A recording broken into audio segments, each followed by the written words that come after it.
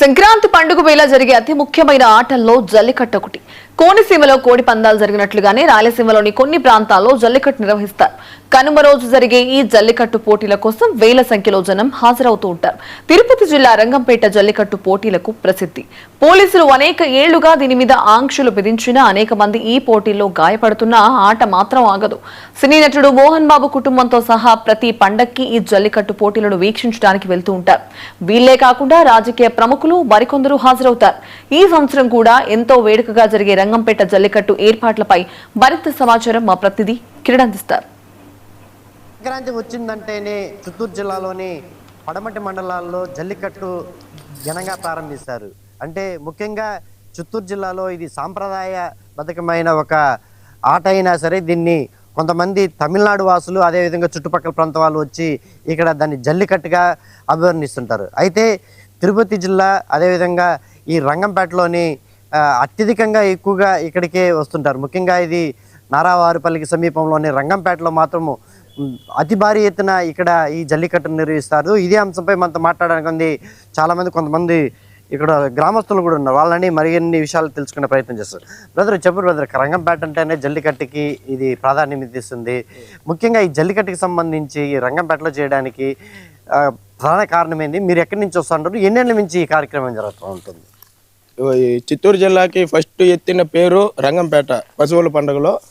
మేము బయట ఊరు నుండి 3 రోజుల ముందే వచ్చినాం గోటాలు నాటుకుందామని.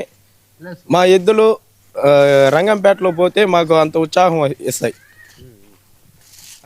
ఈసారి ఈ జల్లికట్టుని నిర్వహించేది లేదని చెప్పేసి ఒక పక్క పోలీసులు ప్రతిసారి పోస్టర్లు కూడా అతికిస్తూ ఉంటారు. ఈసారి జల్లికట్టు నిర్వహిస్తే కఠినమైన చర్యలు తీసుకుంటామని చెప్తున్నారు. దాన్ని ఎలా చూడాలంటారు? అది రంగంపేటలో ఆనవాయితీగా వచ్చే పండుగలు ఇవి. రంగంపేటలో నిలబడం అవ్వదు. రంగంపేటలో ఎన్ని ఇబ్బందులు వచ్చినా ఆపే పరిస్థితి జరగదు. మీరు చెప్పండి, ఇప్పుడు జల్లికట్టు అంటేనే వీటికి ఆవులకి ముఖ్యంగా పలకలు కడతారు కదా. ఈ పలకల్ని తీసుకుంటే వీరుడు సూర్యుడు అనే లెక్కతో ఒక పిల్లలు కావచ్చు యువత కావచ్చు అంతా ఇది చేస్తుంటారు. మీరు పెద్దోళ్ళుగా ఉండారు, దాన్ని ఏ విధంగా చూస్తారు? పలకలు కడతారా లేకపోతే దానికైనా బంగారం కట్టాడతారా? ఎందుకు యువత అంతా ఎందుకు అంత ఉత్సాహపడతారు? యూత్ లెక్కన కడతారు పలకలు, వాళ్ళ ఫోటోలు వేసి. మామూలుగా పార్టీ ఫలంగా కడుతుంటారు, వైఎస్లు కడుతుంటారు, జనసేనలు కడుతుంటారు, తెలుగుదేశం పార్టీలు కట్ట ఏమంటే కడుతుంటారు. అదొక ఎప్పటి నుంచో వాళ్ళ పుట్టిపూర్వకం నుంచి ఈ ఊర్లో జరుగుతూనే ఉంటుంది. అది ఎటువంటి పరిస్థితుల్లో నిలబరు జరుగుతూనే ఉంటుంది. ఇప్పటికే హైకోర్టు కూడా ఆదేశాలు ఇచ్చింది, ఈ సంక్రాంతి సంబరాలకి ఎక్కడికైనా కోడి పందాలు ఆడకూడదు, అదేవిధంగా జల్లికట్టు అనేది ఆడకూడదు అనేసి కూడా చెప్తుంది. దానికి మీరేమంటారు? రంగంపేటలో ఎటువంటి పరిస్థితుల్లో నిలదు, ఎట్టయినా జరగాల్సింది. అది వాళ్ళ సాంప్రదాయంగా జరుగుతూనే ఉంటుంది. మేము ఇక్కడ రంగంపేటకి ప్రతిసారి వస్తూ ఉంటాము. ఇక్కడ చాలా వదులుతూ ఉంటారు. మా ఎద్దులు కూడా ఒక 5-6 వస్తూ ఉంటాయి. ప్రతిసారి వస్తాము, మా పలకలన్నీ బాగా వెళ్ళిపోతాయి, మళ్ళీ తీసుకొని వెళ్ళిపోతాం. మా పండుగ చూసేదానికే వస్తూ ఉంటాం. బాగా జరుగుతుంది ఇక్కడ పండుగ. మరి కొంతమంది కూడా గ్రామస్తులు ఉన్నారు. రంగంపేట అంటేనే ఇక్కడ మనం చెప్పుకున్నట్టు ఏదైతే రాష్ట్ర ముఖ్యమంత్రి చంద్రబాబు స్వగ్రామమైన ఈ రంగంపేటలో అత్యధికంగా ఎక్కువగా ఈ జల్లికట్టు నిర్వహిస్తూ ఉంటారు. ఇక్కడ పాల్గొనేందుకు ముఖ్యంగా నందమూరి ఫ్యామిలీ కావచ్చు, అదేవిధంగా నారా ఫ్యామిలీ కూడా ఇక్కడ వస్తుందని చెప్పేసి మనకే ఇప్పుడు సమాచారం ఉంటుంది. ఇదే అంశంపై మనతో మాట్లాడి మరికొంతమంది గ్రామస్తులు ఉన్నారు, వాళ్ళని అడిగి మరిన్ని విషయాలు తెలుసుకుందాం. అన్న చెప్పండి అన్న, రంగంపేట అంటేనే జల్లికట్టుకి ఒక ప్రాధాన్యత ఉంది.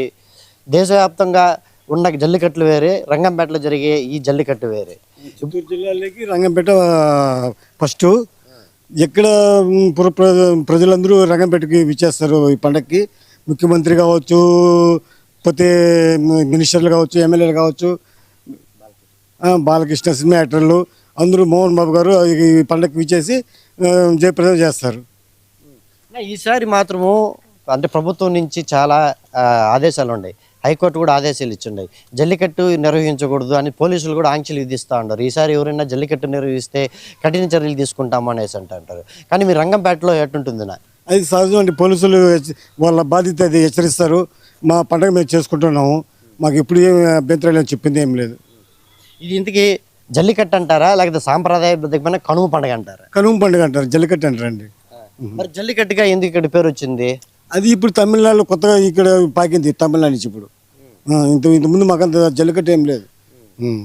ముఖ్యంగా ఈ జల్లికట్టులో ఎక్కువ కూడా పిల్లకాయలు యూత్ అంతా కూడా పాల్గొంటూ ఉంటారు. ఆ పలకలు పట్టుకుంటా ఆ పలకల్లో ఏముంటుందని పిల్లకాయలు అంత ఇదిగా ఉత్సాహంగా ఉరుకులెత్తి మరి ఆ పలకలు పెరగతా ఉంటారు. ఉత్సాహం అంటే ఇప్పుడు ప్రైజులు 500 కట్టచ్చు, 1000 రూపాయలు కట్టచ్చు. మనం పలక పెరుక్కునే ఒక సంతోషం అంతే, ఇంకేం లేదండి. ఆ సంతోషం మీద వాళ్ళు ఉరకలేస్తూ ఉంటారు పిల్లలు.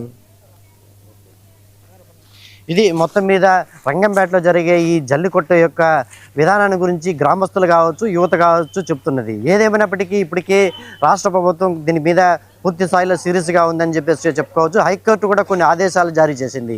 జల్లికట్టుని ఎక్కడైనా నిర్వహిస్తే కఠిన చర్యలు తీసుకుంటామని చెప్పి చెప్తున్నప్పటికీ మరోపక్క చంద్రగిరి నియోజకవర్గంలోనే రంగంపేటలో కూడా ఇప్పటికీ పోలీసులు చాలా ఆంక్షలు కూడా విధించినట్టు తెలుస్తుంది. జల్లికట్టు నిర్వహించకూడదని.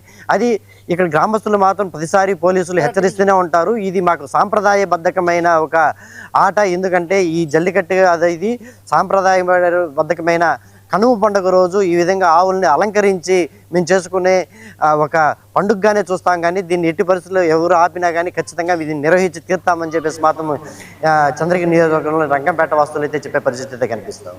కెమెరా పర్సన్ జేపీతో కిరణ్, 99 టీవీ రంగంపేట నుంచి.